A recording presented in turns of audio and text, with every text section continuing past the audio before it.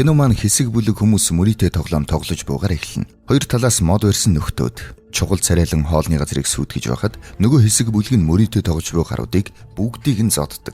Тэдний дундаас Бёнхун нөхрийг нь барин манай киноны гол дүр Дүшигийн өмнө аваачхад Дүшиг босс багш бол нэг хүн гэж хэлээд ганц л цохиж нам унагадаг. Дүрс солигдоход нэгэн мафийн толгойлогч хүмүүстэйгээ хооллож буй нь харагдана. Тэр инхүү ярилцсанаа. Мяндун бол Ганнамын гол гүүр болсон газар. Гэтэл Дүшиг Мяндуныг аль хэдийн өөрийн болгосон. Тэрний мэдэлд байхад хэд ахадсан газар. Тийм ээ, босоо санал нэг байна. Одоо үед дүүнэр сургуулаа төгсөөд их сургууль явдаг болоод байхад Дүшиг ахлах сургуулаач төгсөөгүй. Та нэг бодолцож үзээчтэй боосоо. Гэхдээ зэрэгцэн Дүшиг орж ирэв. Өчигдрийн мөрийтэй тоглоом тоглож байсан нөхдөд Мяндуны бүлгийн хүмүүс байжээ. Босс Дүшигт шаазан аяганд арх хондлон. Өчигдөр Мяндунд сайн ажилласан байна. Бүгд таны төлөө шүү дээ томхоо. Чи үнэхээр даруй төлөв байхаа мэдх юм аа. Том болжээ. Бёнхун муу новш. Манай гэр бүлээс ургах гэж оролдоно гинэ. Ачлалгүй амт. Дахин нэг барьчих. Баярлалаа томхоо. Гэсээр оройг наргин өнгөрөн. Дүшиг чамд имэйл байгаа юу? Мэйл хаягч нь юу илээ? Мэдээж чи намайг тэнэг амтан гэж болно л доо. 110 211 Сөүл хот. Жонго Мяндун 844 Эковила гэж гэрийнхээ хаягийг хэлв. Дүшиг баруун зүүн гаргих хоёр дүүтэй бөгөөд баруун гар нь ажлыг их гаргууд хийдэг бол зүүн гар нь хэдийгээр жоохон бүтлгүүчгсэн тэд хоёул Дүшигт үнэнч туслахуд юм. Тэд нэгэнтэйгээ интернет мэддэггүй талаар нэгнийхээ тэнгийг гайхан маргалдацгаана. Тэд бүгд сургуулийн боловсролгүй тул үүнээс болж нэгнийгээ шоолгоно ихэ. Үүний дараагаар Дүшиг босстойгоо массажинд орон хөвдөцгэн. Босс нэрээ бич. Дүшиг бичих хийхэд босс. Хятадаар гэсэнт Дүшигийн сарай барав.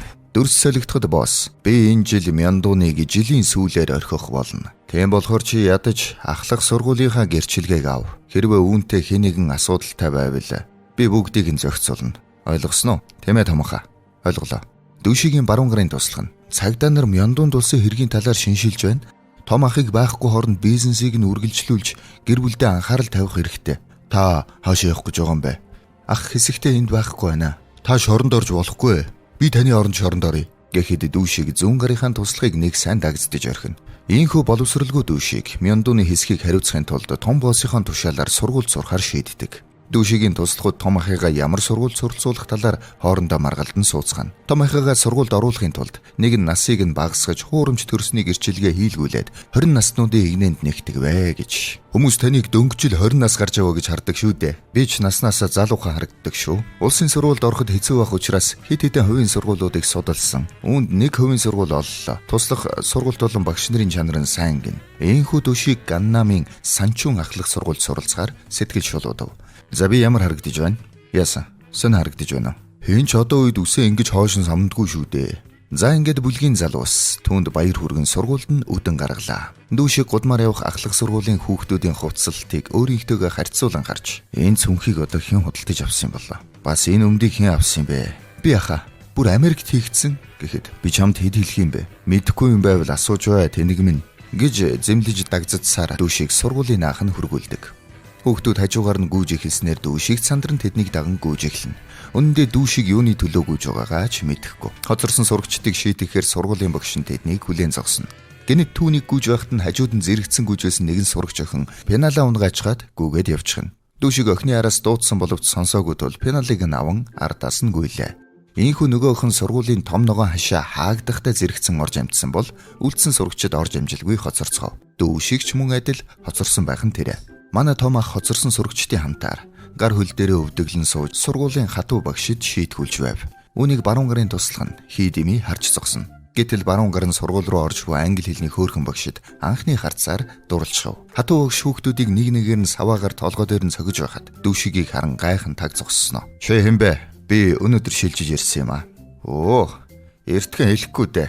Зүгээр бос гэж босгож ирсэн ээ. Сургуулийнхаа эхний өдөр хоцгоно гинэ. Гэд түүнийг нэмээд бүр бялган үддэг. Дүшигийг мафийн бүлгийн толгойлогч гэдгийг мэдэхгүй учраас одоо яалт тавилээд. Тэр одоо ингийн л нэг сурагч шүү дээ. Нөгөө пеналаа унагадаг охиныг Юнжи гэдэг ба амьдралын бололцоо муутай ажээ. Түүнийг нэгэн баян охин Жихэ дээрлэхдэг. Юнжи бас хоёр бүтлгүй найзтай. Тэднийг сургуулийнхаа Жихэ тэргүүтэй ахмад охтуудаас өмөрөн 0 зодолцсноор багш нарын өрөөнд дуудагддаг. Баян охиныг багш нь зүгээр явуулан өнөөх гурыг загнаж байхад Дүшиг анх Юнжитэй харц тулгарна. Боссыг зоддог хатуу өгшөл түүний анги даасан багш юм байна.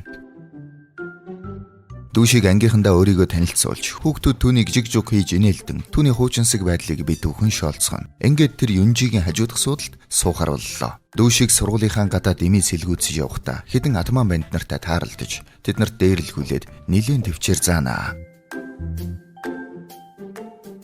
Босс сурагч маань дэлгүүрт орж тамхи авах гэсэнд дэлгүүрийн худалдагч түүнийг сурагч гэж андууран дэлгүүрээс хөөж гаргадаг. Маргааш нь дахиад л дээрлэхүү сурагчдад зодуулан зогсно. Гэхдээ мафийн босс байж нэрэ бэлб нүдчихэд яах вэ? Дээрлэхүү хүүхдүүд чи үхмээр байна уу? Биднийг үл хүндэтгэн гинэ. Болцгоо. Би та нараас нэг л зүйл гуй. Би энэ жил заавал төгсөх хэрэгтэй. Би та нар шиг байж үзсэн ямар байдгийг шимэдэн. Намайг зүгээр тайван орхичих. Гэсэн сурагч нар айн гар барина. Харин явах гítэл нь хүүхдүүд түүнээр тогуурхан улам нэмээд зодож эхэлдэг. Баруун гар нь бэлтгэлээ хийж байхад нь дүүшиг өдрийн хоолой мартснаа хэлэхэд энэ дүү навьжгаар болдог. Баруун гар нь өнөөх хөөрхөн багштайгаа тааралдаж өөрийгөө дүүшигийн авгах хэмээн танилцуулна.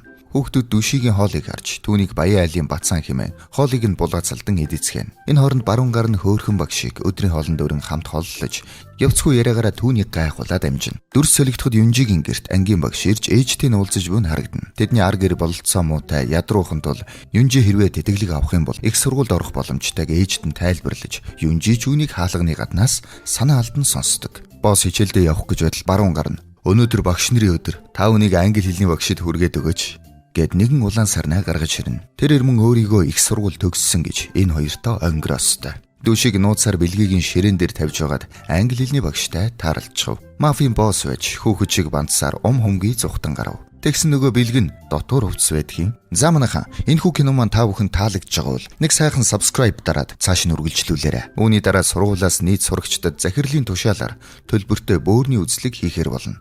Эмчнэр дүүшигт өвчин намдаагч хийлгүүгээр бөөрийн чулууг нь түүжхэв.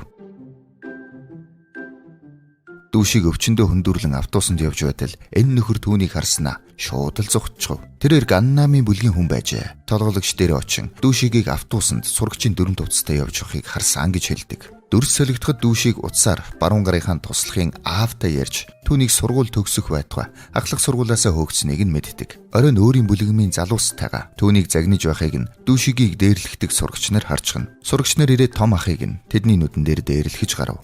Маргааш нь тэдний ангид захирал орж ирээд монтажныхаа мөнгийг өгөөгүй сурагчдыг самбарын өмнө гарган элдв бусаар загнана. Юнжич бас толгой руугаа цохиулан зогсож байх нь тэрэ. Үүний дараа нь захирал өрөөндөө туслах багштайгаа Юнжитэй зодтолдог Баян айлын дээрлэх охины дүнг хатуу багшид хэлж өөрчлөн тэтгэлгийг өгөхөөр ярилцдаг. Энэ захирал сургуульдаа их муухай хувилдаан зохиодог бололтой.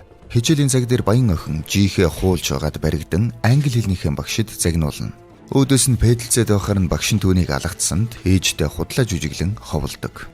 Ээж нь ангид даруйхан ирж багшийг нь өстөн чирж бөөн үүмэн хэрүүл урал болгодог. Ангийн багш Баян айлын авгаатай хэрэлдэн англи хэлний багшийг өмөрнө. Харин сургуулийн захирал бол багшийн эсрэг энэ авгааг өмөрөх нь гарцаагүй. Үүнтэй зэрэгцэн энэ гаж донтон сургуулийн дээвэр дээр хамаг хувцаа тайлаад сурагч нарыг айлган бас л өвмэн дэгдэн. Ангийн багш нь орж ирснээр бүгд номдоо орцгоохон тэр. Багш нь тэднийг загнаж байхад нэгэн дээрлэхүү сурагч багштайгаа маргалдан түүнийг түлхээд унгаачихв. Сурагч багшигаа зодох гэж оролдоход манай дүүшийг тэсэлгүй нөгөө сурагчийг нь бэлб нүддэг.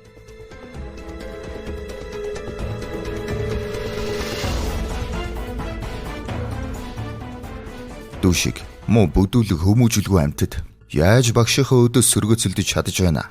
Хэрвээ дахиад багшийг үл хүндэтгэж байхыг харах юм бол гал тогооны хутгаар хэрчээд хайчна гэж мэдээрэй. Намайг ойлгосноо? Гэтэл багш нь босч ирээд дүүшигийг дагцтаад гал тогооны хутгаар яана гинэ? Өмөрч байхад нэрэ. За багш бол багш юм дөө. Дүүшигийн баруун гар нь хөөрхөн багшийг найрчих гэдэл сургуулийн гадаа хүлээн зогссоор манай хүний яриа нэгэлээ хавгүй. Дүүшиг зодсон сурагчаасаа уучлалт гуйж босс, багш, аав бол нэг хүн гэж хэлдэг. Баруун гар хөөрхөн багш хоёр тэднийг холоос ажиглан сууна. Тэр хооронд өөр сургуулийн бололтой атман сурагч найзуудаа дагуулan ирж дүүшигийг дээрлэх гэж оролдоход энэ удаа босс зүгээр байсангүй. Ганц л цохив. Дахин босож ирсэн ч дахиад л ганц л өшөглөөд унгаачихв. Атман найж бөөнөрөө зодох гэж оролдсон ч дүүшиг агаар дээр ч нэг өшөглөөд угсарч цохиж аваад л авч шидээд ил бүгдийг нь хөнкөөн зодчихдаг. Тэгээд босс зан хөдөлж нөгөө хэдийгэ зэрэгцэд суулгаад хичээл зааж өглөж гарна шүү дээ. Дөрс солигдоход ангийн багш захирлын өрөөнд байж байх нь тэр. Захирал тэтгэлгийг Баян айлын охин Жихэд өгөх гэж байгаа бол ангийн багш маань харин Юнжид тэтгэлгийг өгөх нь зүйтэй тул Жихэгийн дүнг өөрчлөхгүй хэмээн зөрүүлнэ. Ангийн багш гаднаа хатуу ширүүн боловч тун үн шудраг болох нь үүнээс харагддаг. Захирал дахин англи хэлний багштай ганцаарчлан уулзах. Баян сурагчийн ээжтэй маргалцсныг далиндуулан түүнд бэлгийн дарамт учруулах гэж оролдоно. Англи хэлний багшийн дургуун ихэд үрж өрөөнөөс гарч явах гэхэд захирал түүнд "Чи нэг л ойлгохгүй байх шиг байна да. Чам шиг багш нар солонгосоор дүүрэн байна." Англи хэлний багш өрөөнөөс сэтгэл дундуур нулимстай гарч яв. Захирал түүнийг халгаар зэхэж туслах багштай шинэ англи хэлний багш хай хэмээн даатгадаг. Ангийн багш Юнжитэй уулзсан тэтгэлэг авахын тулд хичээх хэрэгтэйг сануулan "Чи өдөрт хэдэн цаг унтдаг юм бэ?" Юнжи 6 цаг. Тэгвэл түүнээс ч бага унт. Яаж их сургуульд орох гэж бэлдэж байгаа хүн 6 цаг унтаж чаддаг байна. Хэрвээ чи бусчийг тоглож наадаж унтах юм бол яаж бусдыг гүйцэж төрүүлэх юм? Гэсээр хатуу ч гэсэн түүнийг бодсон үгээр Юнжиг зэмлэв. Юнжи болон дүүшийг хамтдаа алхаж байхад "Дүүшигээ, чи надад сайн биз дээ. Хэрвээ би чамтай гэрлүүл чи намайг их сургууль явуулж чадах уу?" Дүүшиг гайхширсанд Юнжи "Тоглосон юм аа. Дүүшигээ, надад арх аваад өг." "Сурагчид арх ууж болохгүй штэ." гэхэд Юнжи хоолны газар л өгөөд орчихдог. Тэнд хөөхөн багш Барунгар хоёр нь хоол идэж сууж байх нь тэр. Ингээд манай хэд хамтдаа нэг ширээнд суун. Дүүшиг "Авгаахаа, юу болоод байгаа юм бэ? Та хоёр яаж нэг нэгэ мэдтгэе?" Барунгар нь "Багш хараа өнөөдөр жаахан сэтгэл санаагаар унчихсан байсан юм аа. Энхүүдэд арх уун сууцгаав. Тэгээд нэлээд халж. Үүний дараагаар тэд караокед дуулж цагийг сайхан өнгөрүүлдэг. Дүүшиг Юнжиг хөргөж өгөхөр явах замдаа зураг даруулаад амжинаа. Тэгээд л төрүүчэндээ авахулсан зураг хийж мийгээд л. Тэрийгээ цэнгэний газарт хоёр туслахтаа харуултал зүүн гар нь эргүү юм ярьж боостой бялд нүдүүлнэ. Энэ үед шөнийн цэнгэний газарт ажиллахаар бүсгүйчүүд орж ирэхэд тэр дунд нь Юнжи зогсож байв. "Хэзэнээс эхэлж ажиллаж эхэлсэн юм? Мөнгнөөс улсан юм уу? Дүүшиг, танаа гэр бүл баян уу? Надад мөнгө зээлэж. Би тэгж үжил бусдын адил их сургууль суралцж чадна. Би буцааж төлнө. Энд байгаа охтууд надад хэдхэн сар шаргуу ажиллах юм бол сайн мөнгө олж чадна гэж хэлсэн. Надад мөнгө зээлхийг хүсэхгүй байна уу? Эсвэл буудал явах юм уу? Гэхдээ би насан туршаагүй учраас би үнэтэй штэ" гэж ойлон хэлэхэд дүүшиг урлан. "Ухаан ороочтой. Надад их сургууль явахад мөнгө хэрэгтэй. Сургуулаа төгсөөд гадагшаа явж сурмаар байна. Баян болохоор чи ойлгохгүй л дээ" гэж хэлээд Юнжи гарч явдаг. Дүүшиг бодолд автсаар нэг санаа олж Барунгартаа сургууль юунд зориулж ингэж их мөнгө цуглуулад байдгийг олж мэд хэмээн даалгав. Маргааш нь Юнжи ангидаа ирэхэд нэгэн сурагч ангийн багшийг ажилласаа гарах өргөдлөө өгчлөө гэсээр орж ирдэг. Ангийн багш маань ийхүү Баян айлын хүүхдүүдийн эцэг их болон захирлын дарамтын улмаас ажлаа хүлээлгэн өгөхөр болсон байж. Ингээд багш хүүхдүүдтэй хамгийн сүүлийн хичээлээ орж байхад бүгд дор бүрний чимээг үхэн уйлцгаана. Сургуулийн захирал хөөхөн багшийг маанч мөн адил ажлаас нь халжээ. Дөрс солигдоход Барунгар Санчун сургуулийн сан Мяндууны гэр бүлтэй холбоотой юм байна. Сургуулийн захирал Санчун гольф болон их дэлгүүрийн бизнес эрхэлдэг ба тэдгээр нь Шин Ганнами бүлгийн гарт орсон юм байна. Мяндууны гэр бүлийн Бёнхун одоо Шин боссын бүлэгт ажиллаж байна. Гэвч тэд таны сурч байгааг мэдэхгүй тул төгсгөд саад болохгүй бах. Дүүшиг маргаас сургууль дээр очин сурагч найз нараасаа мэдээлэл цуглуулan бүгд л захирлыг хэрхэн гольфийн газар их дэлгүүр болон бенз машин ундгийг нь гайхацгаана. Гэтэл Юнжигийн найз захирлын сейфэнд нэгэн нууц ном байдаг болохыг нэгэн сурагч харсан гэж хэлдэг. Захирлын сурагч нараас сар болгон мөнгө татдаг. Зарим багш нарыг дарамталдаг. Эцэг эхчүүдээс авилга авдаг гэх булхай нь интернетэд цацагдсанаас болж түүний булхай илчлэгдэв. Туслах багш нь өмнөх оройн Юнжиг компьютерийн танхимд орж ганцаараа сууж байхыг нь харсан бөгөөд тэд Юнжиг энэхүү постыг нийтлсэн байх хэмээн сэжиглэв. Захирал Юнжигийн ангид орж ирэн Юнжиг хэрцгийгээр зодож эхэлдэг. Юнжиг цохиж газар унахад загсны шилэн хорог хагарч Юнжиг хүнд бэртэж дүүшиг түүнийг эмнэлэгт хүргэв. Үүнтэй зэрэгцэн ангийн багш маань Санчун сургуулийн захирлын талаарх бүхий л дарамт шахалтыг хэвлэлийн баг хурлаар мэдэгдэл хийн. Сурагч нарч гадаа найзынхын төлөө жагсаал хийх нь тэр. Дүүшиг сургуулаа төгсөхийн тулд Юнжигийн төлөө юу ч хийсэнгүй. Дүүшигийн найзууд түүнийг юу ч хийхгүй байгаад зэмлэнэ. Тэд түүнд урам хугарчээ. Барунгар нь түүнд Санчун сургуулийн сангийн асуудалд нь аль хэдийн улс төрчдийн нөлөө орсон болохыг мэдээлэв. Мөн сургууль ямар ч хууль бус зүйл хийгээгүй. Хувийн сургууль тул удирдлага нь багш нараасаа илүү эрх мэдэлтэй аж. Хэрвээ бид өвөнд хутгалдвал маш төвөгтэй юм болох болно. Дүүшиг Барунгартаа зөв бус тушаалыг нь биелүүлээгүй багш нарыгаа халдаг. Мөнгө өгөхгүй болохоор нь сурагч нараа зодож хөөдөг байхад зүгээр л хараад суух юм уу? Ямар нэгэн арга бол та сургуулаа төгсчих юм бол Мяндууны удирдлага биднийх болно. Та асуудалд маш бодлогогүй сэтгэл хөдлөлөөр хандаж байна. Танд найдаж байгаа бүлгийнхээ залуусыг бодооч. дүүшийг бодож эцэст нь Юнжи дээр очин түүнийг тэврэн тайвшруулна. Сургуулийн гадаа халагдсан багш болон сурагчдын жагсаал болж байв. Захирал багш Шин Ганнамын бүлгийн залуусаар хамгаалуулан сургууль дээр ирнэ. Ангийн багш тэсэлгүй түүн рүү орилоход газар унган зодох шахдаг. Тэгээд болоогүй бүлгийнх нь багш сурагч гэлтгүү хүч хэрэглэх нь тэрэ. Бусад хүмүүс игч тараахаар тэднийг зодож эхэлдэг. Дүүшийг энэ удаа шийдвэрээ гарган баруун гар руугаа уцтаж бид одооноос санчун сургуулийг удирдлагадаа авах болно. Ийхүү дүүшийг тэнд байсан боссын дүрдээ орж зодон эхлүүллээ.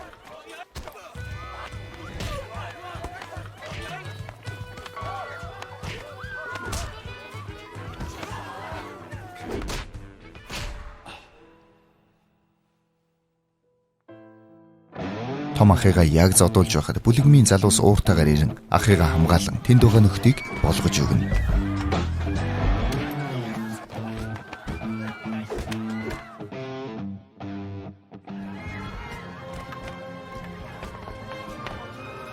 Энэ явдлын дараа Юнжид найз нь утсаар мэдэгдэж тэр сургууль руу хурдлав. Тэд сургуулийн хашааг онгойлгон сургууль руу орж жагсаалаа үргэлжлүүлнэ. Тэр үед Шин Ганнамын толгойлогч нь нэмэлт залуусаа дагуулan ирснээр хоёр бүлэгмийн хооронд шийдвэрлэх зодон болно. Сурагч нар дүүшигийг хамгаалахаар гартаа тааралцсан зүйлсээ барьсаар сургуулиас гүн гарч ирэв. Дүүшиг Шин Ганнама бусдыг нь орхиод зүгээр нэг нэгээрээ үзчихье. Дүүшиг чихэндээ цохиулан унахад Шин Ганнам stand up гэж дооглонгүй англиар хэлэхэд дүүшийг буцааж ишиглэн sorry гэхэн тэрэ. Дараачаар нь хоёр баруун гар нь зодтолдог. Гэвч баруун гар маань зодуулчихнаа. Одоо харин зүүн гар маань зодтолдох болоход зодуулж байгаад буцаж зодож байсан боловч бүтлгүүцснээсээ болоод шом мөргөн унчихна. Захирал бүх булхайгаа бичсэн нууц дэвтрээ аваад зугтах гэтэл харин хөөхөн багш маань муу захирлыг өлгөж зөхиод дэвтрийг нь авч чаддаг. Ийхүү дүүшийг эцсийн удаа бороотой зэрэгцсэн зодтолцсноор ялж тэд сургуулийг бүрэн эзэлж чадлаа. Бүлэгмийн залуусыг цагдаа нар ирж баривчилж байхад Юнжи ирснээр дүүшигийг харан уйлна. Хэсэг хугацааны дараа дүүшийг ахлах сургуулийн гэрчилгээгээ том босстой харуулна. Том босс нь бас сургуульд орсон байв. Бүр ангийн дарга болсон гэдэг. Том босс нь энэ удаа түүнийг Ганнамын хэсгийг хариуцуулахар болоод тэрээр дахиад л боловсрол нь хүрэхгүй байна гэж хэлдэг. Би айл хэдийн ахлах сургуулаа төгсчихсөн шүү дээ гэхэд том босс Ганнамд байгаа бүлгийн ах дүүс чинь айл хэдийн их сургууль төгссөн хүмүүс байгаа. Чи их сургууль сур гэснээр кино маань дуусна. Дүүшиг маань их сургуульд орчихжээ. Хүмбэр сайн уу дүүшиг гэдэл мэдлээстэй. Багш зэ өдрийн хоол сайхан байв уу? Цаг агаар гоё байна шүү аа. Гэт ирц бүртгэн дүүшигийн нэрийг дуудах үед "Ой, эцэг чинь юу вэ? Энд ч одоо баруун гар нь байна шүү дээ. Тэгэхээр манай дүүшиг өөрийнхөө оронд баруун гараа их сургуульд оруулчихжээ дээ. Өөрөө харин мафийн боссын ажлаа хийгээстэй." Бүгдийг нь цэгцлээд "Босс, багш, аав гурав бол яг ижил хүндлэл хүлээх ёстой хүмүүс. Зүүн гар нь бас л мафийн ажлаа хийгээстэй. Толгоогоор хадаас хадаж бусдаа өнгөрөх гэтэл юу вэ? Новш чи хүн айлгаад мафийн бүлгийн уулзалт болж байх үед нөгөөдөл нь дүүшигийг муулаастай. Ганнамыг дүүшиг шиг бодлогогүй нөхөр хариуцаж болохгүй гэдэл. Тэр үеэр дүүшиг орж ирдэг. Том босс дүүшигт арх хундагалж өгөх үед "Дүүшиг, чиний оюутны кредитүүд чинь гайгүй юу? Миний кредит карт зүгээр л байгаа штт. Яаси гэж аван шүү дээ." Дүүшигийн өмнөөс их сургууль сурч буй баруун гарна. Нэг мэдээ дуулгахад та заавал дадлага хийх хэрэгтэй болчиход байна. Дадлага, практик мэдлэг гэхүүдээ. Нөгөө шоронгоос суллагтахын өмнө дасан зохицох сургалт гээд байдаг шиг үү? Яава, та зэнитийн асуудлаас хойш жаахан аюултай нөхцөлд байгаа. Сургууль танд төр чимээгүй байхад яг тохирох газар. Бүчи сая дадлага гээ үстэй. Тийм ээ, сургуульд хийх дадлага. Ингээд ахлах сургуульд дадлагын багшаар дүүшиг очихор боллоо. Та ямар концертэнд орох гэж байгаа вэ штэ?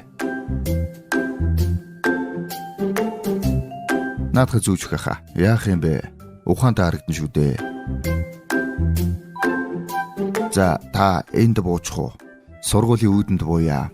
Иргэн тойрно хардаа ирэх мэ. Гэтэл ерөнхийлөгч явж байгаа аятаа сүртэй цуваа байлаа. "Үн чи юу вэ? Би танд зориулаад бэлдсэн. За ингээд зүүн гарыгаа баахан зодож байгаад сургууль руугаа гүйлээ." Дахиад л хоцорлоо. Тэгээд шинэ багш байж яаж эхний өдрөө хоцрох уу гэж бодсон уу яасан. Өөр аргасаа майдал тэрүүгээр нэг хэсэг хүүхдүүд нүхээр орж байгааг хардаг. Нүхээр орох гэтэл баригдчихнаа. Яг зодуулдгийн даван дээр тэр сурагч биш гэдг нь мэдэгддэг. Гү та хэн бэ? Би гэд хэлэх гэснээ юу гэж хэлэхээ мартчихна. Би ажил хийхээр ирсэн юм гэд зогтчихна. Дүүшиг маань энэ багшийн доор дадлаг хийхээр боллоо. За анхаар. Энэ бол дадлагын багш. Гэй дүүшиг. Гэй дүүшиг гэж бичснийг нь манай хүн гэ дүүшиг болгоод тэгээд сурагчдтайгаа мэдлэн. Сахилгагүй хүүхдүүдийг чимээгүй болох гэд бардаггүй шүү. Мафийн босс зангаа гаргаж байж л барьж авлаа. Тэгсэн ард нэг нөхөр унтаж байдаг шүү. Очоод зодож өгнө. Гэтэл нөгөө нөхөр нь сэртэл тэр нь бүр том боосон байх нь тэрэ. Коучны олон сургууль байхад чи манай сургууль дадлаг хийхээр ирж байдаг. Манай аав намайг сургуулаа төгс гэж шахаад би сурч байгаамаа. Хүнд битгий хэлээрэ би дүүнрийнхаа өмнө шившиг болох вэ гэж эмээж байна. Нэг юм гоё. Зааха. Намайг дахиж битгий хавцсаар зодоорой. Зааха. Хөөе өгшин царайд. За. Наашрэ. За. Манай хүн сургуулийн нэг эвгүй эмэгтэй багшийн хөлийг харж байгаад баригдаад цохиулна. Энэ ч эвгүй багш бололтой шүү. Оройн дүүшиг хичээл зааж мэдэхгүй яах вэ гэтэл дүүнэр нь дүүшиг зориулж хамгийн сайн ёс зүйн багшийг олж өгдөг. Тэгээд түүгээр хичээл заалганаа. Ёс зүйн суур ойлголт бол за багшаа наашраад нэг татчихаа. Күнзийн сургаалт хэлснээр бол нинжин сэтгэл болоод мэрэгэн ухаан нь гол төлхөө. Багшаа наашраад нэг татчихаа. Би хэлсэн шүү дээ. Тарзан болон Жан хоёр анх гим хийсэн хоёр багхгүй юу? Дүүшиг сурж явах хоорондоо баруун гартаа Хонконг явах ажил даалгадаг. Гэтэл зүүн гар нь би гадаад явж үзмээр байна гэд дагаад явдаг. Манай дүүшиг хичээлээ зааж байхад нь нөгөө эвгүй багш чинь туслахыг гуйгаад цэцэгний шороо хүрздүүлдэг. Йога хийх үед нь нөгөө багшийг ардаас нь харж байгаад бас л баригдаад байдалд орно. Гэтэл энэ охин амиа хорлох гэж байлаа. Манай хүн аврахаар очноо. Гэтэл зүгээр л зөрөд буугаад явчихна. Том босс нь Хонконгийн ажил юу болж байна гэхэд баруун гараа явуулчихсан. Цаадах чинь англи хэлтэй ус цас шүү дээ гэдэг. Гэтэл яг тэр үеэр нь манай хоёр солонгосоор ярих уу? Солонгосоор ярьдгүй мó? Уучлаарай. Миний англи хэл окей. Та англиар ярьж чадах уу? Yes, no problem. Анхааралтай сонсоорой. Танд хууль бус буу? Эсвэл хар тамхи бий юу? Yeah, yes. Та энэ улсад хууль бус зүйл оруулах гэж байгаа хэрэг үү? Of course, yes. Браво. Тэгэд баригднаа. Магтсан хүүхэн хөрмөн дээрээ гэж дүүшигийн утас дуурч баруун гар нь баригдсан гэдэг мэдээ дуулгадаг. Хажуухан өрөөнд нь шин ганнамын толгойлогч хоол идэж байдаг. Дүүшиг харагдахгүй байх чинь яасан бол доо. Ингээд маргааш нь манай дүүшигт хоцорсон сурагчдыг гисгэх үүрэг өгөгдөн. За одоо л нэг өөрөө дэглэх цаг ирлээ дээ. 3, 2, 1 хаалга хаагаад том босс нь хоцорчихноо. Дүүшиг би байна. Хоцорсон сурагчдыг нэг нэгээр нь зодож байснаа. Том боссыг алгасаад зодох гэтэл шудраг бус вэ штэ. Энэ хөгшин царайтыг зодоогүй штэ. Ингээд манай хүн аргагүй байдалд орж боссыгоо гөвж гарна. Багш нарын өрөөнд захирал болон багш нар хурал хийж байхад энэ даам гарсан багш орж ирээд дүүшигт зодуулсан баян айлын хүүхдүүдийг өмөрч захирлыгаа халгаддаг. Энэ багш сургуулийн удирдах зөвлөлийн тэргүүний хүү юм байна л та. Бас шин ганнамын бүлэгтэй холбоотой учраас захирал үг хэлж чадахгүй. Ажлаа олигтой хийцгээ. Гүү бол гудамжинд гарцгаана гэж мэдээрээ. Энэ багш баян айлын сурагчдтай сайхан харилцдаг. Бас Мижүү гэх энэ эмэгтэй сурагчид бэлгийн дарамт үзүүлдэг бололтой. Оройн дүүшиг дээрэмчний ажиллаа хийж байтал тэнд хоол зардаг нэг жижигхэн мухлагт Мижүүгээ дохин ажиллаж байдаг. Дүүшиг хүмүүсээ тат. Юу? Хүмүүсээ татаа. Маргааш нь баян айлын атаман сурагчид сургууль дээр тамхи татаж байхыг дүүшиг хардаг. Эднийг орхио. Эднэр бол дархан цаацтай амьтад харсан ч хараагүй мэтвэ гэж хэлэхэд дүүшиг сонсохгүй. Нөгөөдүүл нь том боссыг нь голдоо хийчихсэн дээрлэл гэж байдаг. Би та нарт намайг битгий дээрлэх гэж мөнгө өгөө үсттэй. Дүүшигийг ирэхэд нөгөөдүүл нь өөдөөс нь томроод бүгд гүвэлдэг.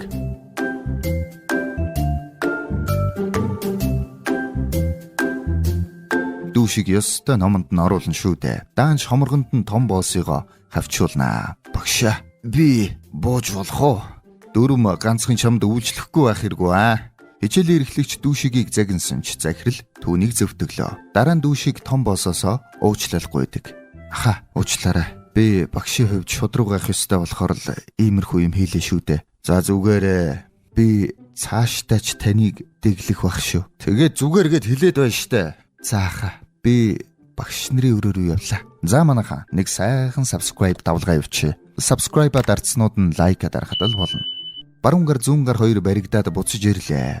Яагаад явж чадаагүй талаараа ярилцах үед баруун гар англи хэлний мэдлэггүй гэдг нь илэрдэг. Airport гэ бичээд ихтэй гэтэл Кал гэд биччихдэг. Яасан бэ? Том босс дүүшигийг дууднаа. Яваад очиход том босс зодуулчихсан байдаг. Нөгөө дээрлэхүү сурагчид боссыг нь зүгээр байлгадаггүй. Санаа зовлтгоо аха. Маргааш би тань руу мэрэгжлийн хүн явуулна. Дүүшиг ажил дээр ирээд баригдаж ирсэн нөгөө хоёроо загиндаг. Хонконгийн ажил их ашигтай төсөл байсан. Та нар яагаад алдаа гаргаж байгаа юм бэ? Та нарт алдаа гаргах эрх байхгүй байсан штэ. Тэгснэ тэднээс яаж хүүхдүүдийн найз болох уу гэж асууна. Гэтэл зүүн гар нь клапта авчирч юм үзүүлэх юм бол найзууд болно гэж хэлээд зодуулдаг. Харин энэ сэгсгэр дүүшигт тэр хүүхдүүдэд самар гээд кибер мөнгө өгвөл гоё найз болно доо гэж хэлдэг. Тийм үү? За тэр чахуу чи маргааш сургуульд илсэн шүү гэд сэгсгэрт хэлнэ. Маргааш нь дээрлэхүү сурагчид том боссыг дээрлэхээр ирэх үед том босс юу ч болоогүй мэт инээ. Чи юундаа инээгээд байгаа юм бэ? Гэтэл цаанаас нь чи хэн бэ? Харин чи юу вэ? Дүүшиг хүүхдүүдэд хөл бөмбөг зааж тэдний найз болж байх үед нөгөө дээрлэхүү сурагчид том боссыг дээрлэхэж байдаг. Нөгөө сэгсгэр нь хөөрхий зодуулчихжээ. Чамайг мэрэгжлийн хүн гэж бодсон юмсан. Харин боссоо өчигдөр нойр дутуу хоноод тэгээд манай дүүшиг сурагчдыг ёстой хуйлруулна шүү дээ. Хөл бөмбөг тоглож, хичээлээ хөгжилтэй зааж, дээрээс нь ямар ч асуудал байсан багштай хэлгэлсэн санал хүсэлтийн хайрцаг хүртэл ангидаа тавьдаг. Том босс сэгсгэр хоёрыг дээрлэхүү сурагчид дахин дээрлэхэж байхыг хараад дүүшиг ирж тэднийг шийтгэн. За, тэр хөл бөмбөгийн хаалхыг тойрч гүгээд ир. Хамгийн сүүлд ирснийг нь би болгож өгнө шүү. Гэтэл манай хоёр үлдчихнэ. Дүүшиг, та хоёр хөдлөөч. Гэтэл нөгөө сэгсгэр чинь том боссыгоо гүйцэж мэдрэлтэн шүү дээ.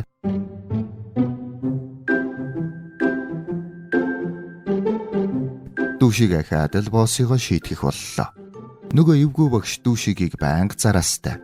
Чи их царайлаг юм аа. Орой завтай юу? Завтай штэ. Тийм үү? Тэгвэл дахиад ирээд шороо янзлаад өгөөч. Би чамд гоё цэцэрлэгч танилцуулъя. Ингээд манай хүн баруун гарыгаа үүнд татан оролцуулна. Эвгүй багшид баруун гарыгаа танилцуулаад өөрөө сэтгэл амарнаа. Тэгээд тэр гурав хамт ууж байтал Мижүү орж ирнэ. Энэ газар нь Мижүүгийн эмээгийн хоолны мохлог ажээ. Эмээн зовлонгоо ярихад Мижүү урлаж гарч явна. Дүүшиг Мижүүг чи эмээтэйгээ яаж ярьж байгаа чинь энэ вэ? Хоёлаа багш шав хоёрын хуваар уулзаадах гэж хэлэх үед багшаа би багшид дургүй ш. Та бас надтай унтахыг хүсэе юу гэдэг. Мижүүг тэр зөвүүн багш ашигласан бол л та. Тэгээд буцаад ортол эвгүй багш баруун гарыг ёстой дэглэж өгдөг. Тэр үед нь том босс орж ирнэ.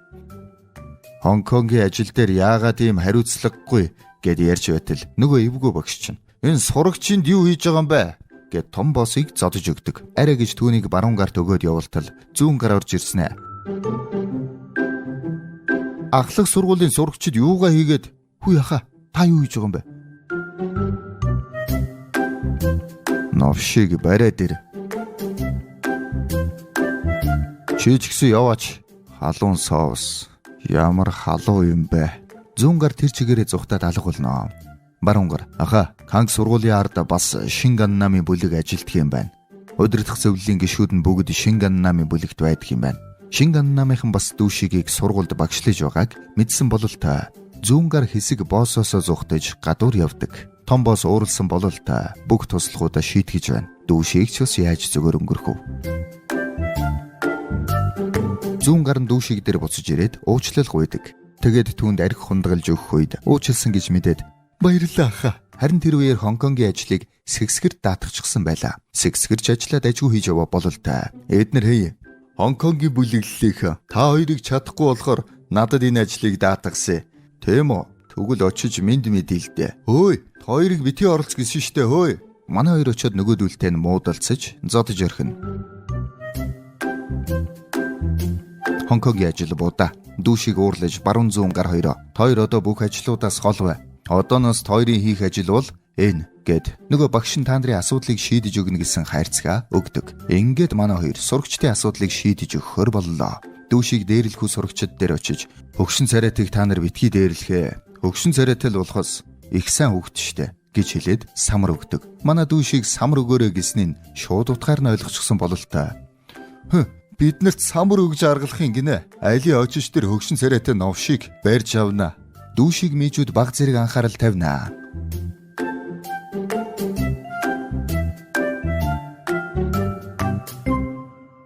Удалгүй сургууль дээр нь энэ эмэгтэй ирнэ. Сайн байна уу? Би гээ дүүшигтэй уулзъя. Дүүшиг хүн уулзъя гинэ.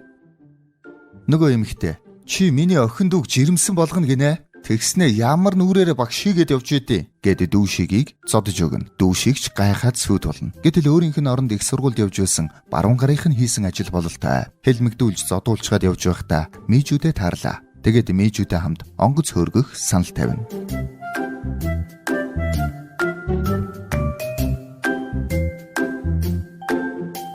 Мижүү, хоёулаа найзууд бол ямар вэ? Найзуудаа би таныг том ах болвол илүү дээр гэж бодож байна. За болж байна. Тэгвэл би чамайг хамгаалах чиний том ах шүү мэдвэ? Ингээд багшаасаа шархалсан мижүүгийн сэтгэлийг багч болов засч өгнө. Энэ хооронд баруун зүүн гарын сурагчдын асуудлыг шийдэж, зарим аавуудыг мөрөөдө тоглоомоос гаргаж, харин зарим аавынх нь ажил захиалагчгүй болсон тул очиж хувцас захиалж туслана. Энэ үед нөгөө зөвхөн багш сурагчдын дүнг нууцаар засч байдаг. Харин дүүшиг айл хэдийн сэгсгэр туслахаараа түүнийг тагнуулж байлаа. Дүүшиг мижүүгийн цүнхийг харахад тасарсан оосрыг нь хавчаараар тогтоосон байдаг. Тэр үед бороо орж дүүшиг замын цаа талын дэлгүүрээс мижүүд цүнх болон шүүхэр авч өгөхөр шийддэг. Мижүү, эндээ хүлээж байгаарай. Ахаа. Гэтэл тэр үед зөвхөн багш мижүүдээр ирдэг. Ой мижүү, коллежийн ахтай уулзаад гоё байна уу? Яасан?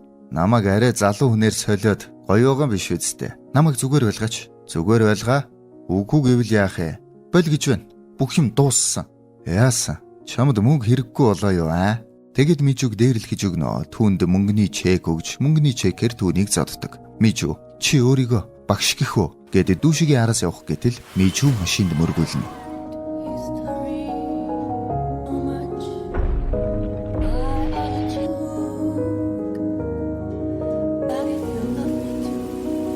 Мижүү имлэгт хүргэглээ. Мижүүгийн гарт нөгөө зөвүүн багшийн өгсөн чек байсан учраас дүүшиг мижүүгийн өшөөг авах бодолтой байлаа. Баруун гар нь асуудалгүй сургуулаа төгсчих юм бол Ганнам угаасаа биднийх болно. Хэцүү байсан ч гэсэн тэсэд гаралдаа ирэхмэ. Ганц буруу үйлдэл биднийг сүйтгэн шүү дээ.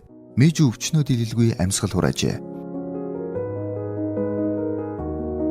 Дүүшиг энэ бүхнийг харж тэссэнгүй. Баруун гар руугаа заалгаад сандуг уучлаарай. Гэхдээ би Ганнамыг авахаа боллоо. Тэгэд нэг мод авч ороод нөгөө зөвүүн багшиг хэвтэрт ордлон зоддог.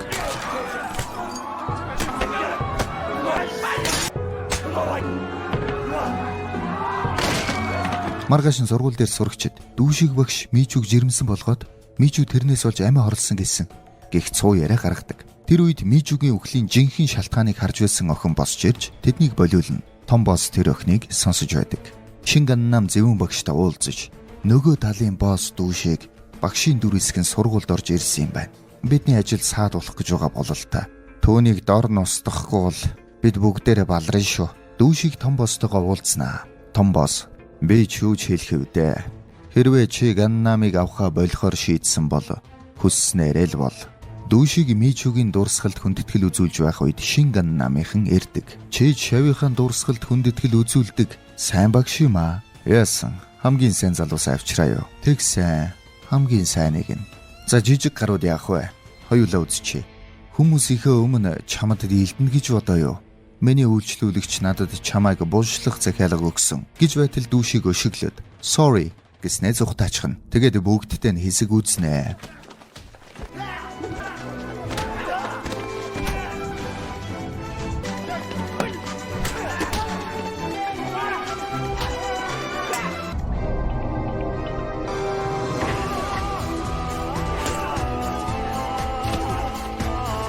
Яг зодуулж эхлэх үед нэг мотоциклтай залуу ирдэг.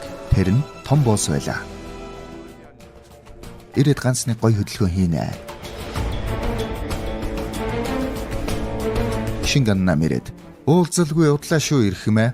Би танд өөрөө санаа тавья да. Тэгээд нэгэн эсрэг нэг үзэн яг өшөглөх гэтэл эгзгийг нь тааруулаад Шинган намыг өшөглөөд унгаачихна. Яа! Наад хоёроо халаадаг. Тэр үеэр нь мэдээж бүлэгмийн залуус ирнэ. Зүгээр баха. Яасан удадгийн бэ? Тэгээд сайхан үзэж байтал нэмээд сурагчид хамаг юма бариад хүрээд ирдэг. Нэг л танил дүр зураг байгаа биз? Шинган нам. Та нар одоо тоглоод байгаа юм хааший? Нэг түүхээ хоёр давтаад одоо явах ирэх мэ? Чи 10 жилийн хүүхдүүдтэй зодтолж болох уу аа? Явъя. Дүүшиг бид нар явлаа гэд бууж өгөөд явдаг. Ингээд дүүшиг яллаа. Маргааш нь дүүшиг багшийг зодсон учраас хүүхдүүдтэй салах ёсыгээд явахар болдог. Өдрийн хоолоо идэж амжсан уу? Дуун хайчаавэ. Сайхан өдөр байна шүү аа. Зугаалганд явчмаар юм биш үү? Уучлаарай. Гэхдээ би энд сүүлийн удаа зогсож байна. Би хүүхэд байхасаа л зодон цохон дунд өссөн. Та нарын төсөөлшгүй шал өөр ертөнц байдаг юм. Би анх та нарт хичээл заахтаа яхаач мэдэхгүй байлаа. Та нарын дулаахын инээмсэглэл надад урам өгснөөр өнөөдрийг хүртэл явсан шүү. Би та нарыг их санана. Яагад гэвэл та нар миний анхны бөгөөд сүүлийн сурагчид шүү дээ. Ингээд багшийг зодсон дүүшиг баривчлагдаад явах үед сурагчид нь онгоц нээсгэж хайртай шүү багшаа гэд үлддэг.